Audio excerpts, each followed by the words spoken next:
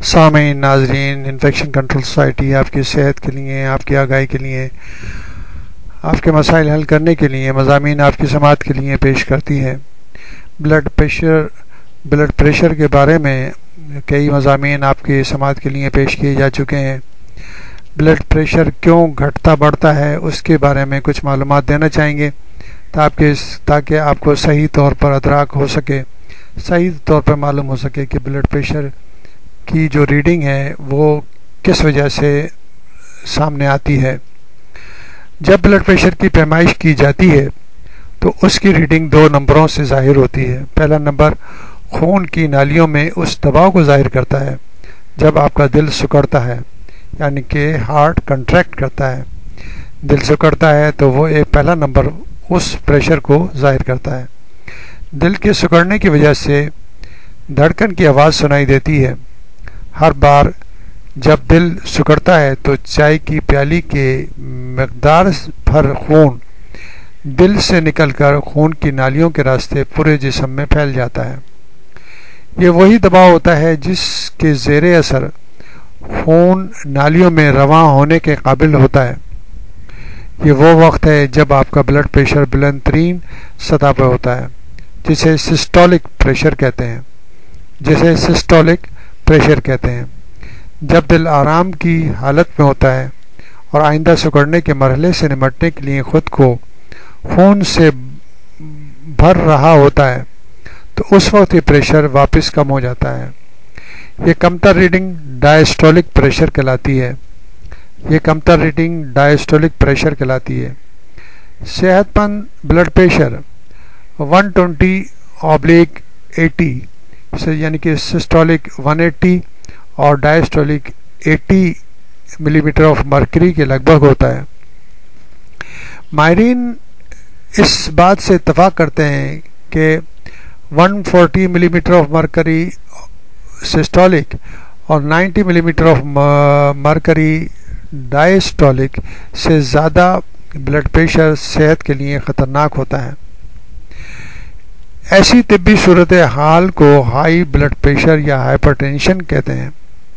اس صورت میں دل کے علاوہ خون کی نالیوں کو بھی نقصان پہنچتا ہے۔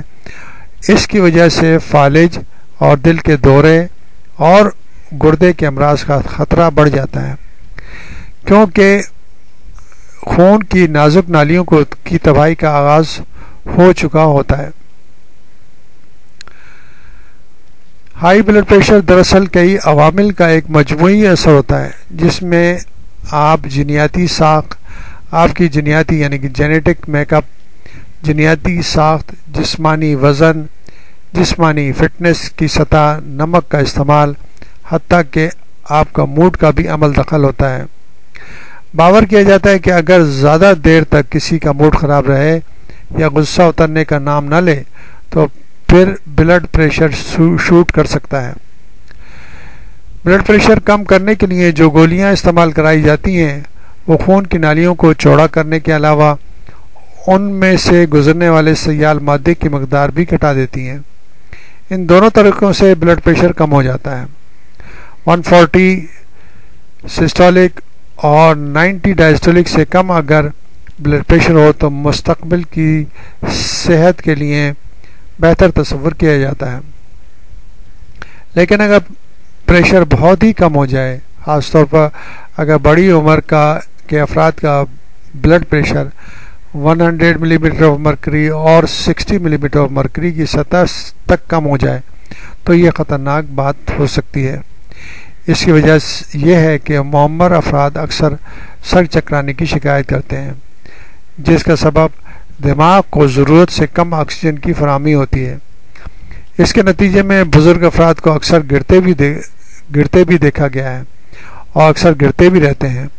عام طور پر جن لوگوں کا بلڈ پریشر کم ہو جاتا ہے وہ خود کو کمزور محسوس کرتے ہیں اور اٹھتے ہوئے انہیں سر چکراتا ہوا محسوس ہوتا ہے، لیکن بہت سے ایسے افراد ہوتے ہیں جن کا بلڈ پریشر کم ہو تو ان کے معمولات میں کوئی خاص فرق نہیں پڑتا اور ڈاکٹرز بھی اسے ہائی بلڈ پریشر کے مقابلے میں زیادہ اہمیت نہیں دیتے۔ اگر ہائی بلڈ پریشر کی دواؤں کے استعمال سے پریشر بہت کم ہو جائے تو پھر دواؤں کا خوراک کم کی جاتی ہے اور مسلسل بلڈ پریشر کی نگرانی کی جاتی ہے تاکہ وہ دوبارہ نہ بڑھنے پائے۔ بلڈ پریشر کے لیے ہم آپ کو بتانا چاہیں گے کہ بلڈ پریشر اگر ہائی ہو جائے یا بلڈ پریشر زیادہ رہنے لگے تو یہ سارے جسم پر اثر انداز ہوتا ہے اور اس کو ایک خاموش قاتل کی شکل میں دیکھا جاتا ہے، یعنی کہ اس کی کوئی علامات ظاہر نہیں ہوتی اور آہستہ آہستہ جسم کے جو عوارض ہیں، جسم کے اعضاء ہیں، ان کو یہ تباہ کرنے لگتا ہے۔ اور ایک وقت ایسا آتا ہے کہ ایک دم جو ہے ہارٹ اٹیک ہو سکتا ہے یا دماغی رگ کوئی پھٹنے کا یا اس میں بلیڈنگ کا رجحان بڑھ جاتا ہے۔ تو ایسی صورت میں جو کہ نقصان ہوتا ہے وہ کافی زیادہ نقصان ہو سکتا ہے صحت کے لیے۔ تو اگر جن لوگوں کو بلڈ پریشر کی شکایت رہتی ہے ان کو چاہیے کہ وہ صحیح بلڈ پریشر اپریٹس لے کر اور بلڈ پریشر چیک کرنا سیکھیں، اور بلڈ پریشر چیک کرنے کے لیے ضروری ہے کہ وہ اگر ان کو بلڈ پریشر کے مسائل ہیں تو بلڈ پریشر چیک کر کے اس کی ریڈنگ لکھ لیں، اور بعض انسٹرومنٹ ایسے آتے ہیں جس کے اندر وہ ریڈنگ جو ہے سیو ہو جاتی ہے کہ اس کے ٹائمنگ اور سیو ہو جاتے ہیں، جن کو وہ اپنے فیملی ڈاکٹر کو یا اپنے فزیشنز کو دکھا سکتے ہیں۔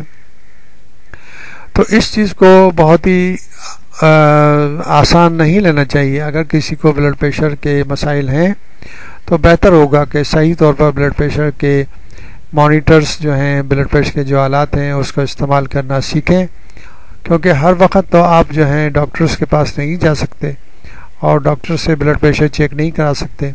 بہت ہی سمپل سا میتھڈ ہے جس سے یہ سب چیزیں چیک کی جا سکتی ہیں۔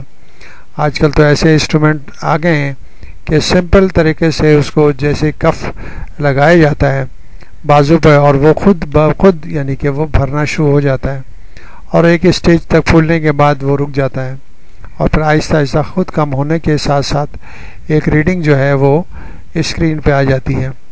تو بہتر یہ ہوگا کہ صحیح طور پر اس کو استعمال کر کے اپنے مسائل کو کم سے کم کریں اور بلڈ پریشر کو کنٹرول رکھ کے اپنی صحت کو بہتر رکھنے کی کوشش کریں۔